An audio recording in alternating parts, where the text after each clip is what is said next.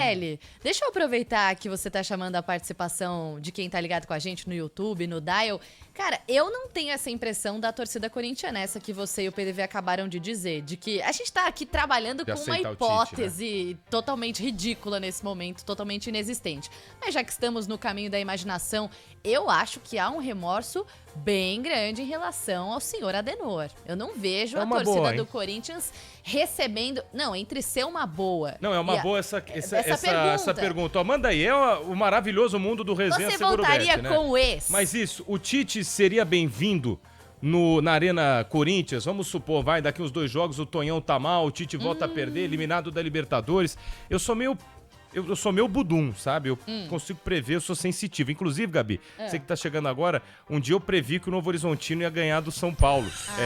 E aí eu só queria lembrar que eu quase nunca lembro isso.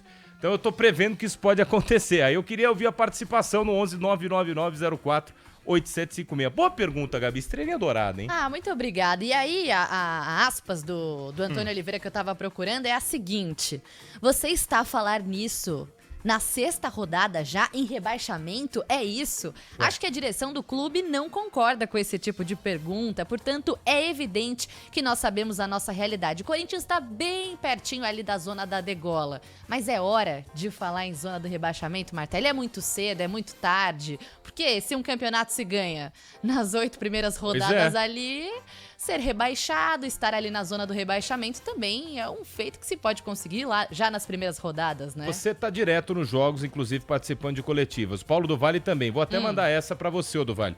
A diretoria não concorda com essa pergunta. A diretoria não tem que concordar ou não com pergunta de jornalista, né? Inclusive o que a gente vê muitas vezes é não deixar perguntar, o que ainda é mais um absurdo. Agora, vamos lá. Não só tem que ser questionado isso, como também colocado em pauta. O Corinthians não ganhou pontos contra o Juventude. O Corinthians não ganhou pontos contra o Red Bull Bragantino. Isso nas 2 primeiras rodadas, né? Porque empatou com o Galo. Aí ganhou do Fluminense, ok. O Corinthians não ganhou pontos contra o Fortaleza dentro de casa. E o Corinthians não ganhou pontos contra o Flamengo. Então, de jogos aí que o Corinthians teve oportunidade de ganhar pontos, não ganhou. É plausível essa pergunta.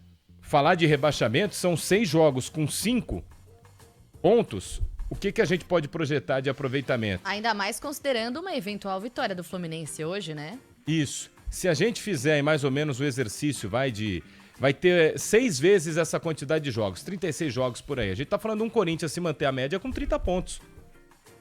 Óbvio que, né, isso é só uma projeção, mas se são 6 jogos com 5 pontos, em 36 jogos, matemática básica, se mantiver esse ritmo, são 30 pontos. Tá muito longe dos 45. Então é sim plausível começar a olhar e ter atenção com essa quantidade de pontos. Não é colocar, acho que uma crise gigante no Corinthians, ô Paulo do Vale, mas cá entre nós, cara, são 5 pontos em 6 jogos. É muito pouco. É muito pouco para um time como o Corinthians e com o investimento que fez em contratações. Só efeito de comparação, Bahia tem 13, Botafogo, que estava de acordo com a imprensa aí, estava mal, 10 pontos em 6 jogos. O Cruzeiro tem 10 pontos em 5 jogos. O Corinthians está atrás de muito time que não tem um investimento, assim, nem perto de elenco, do Vale.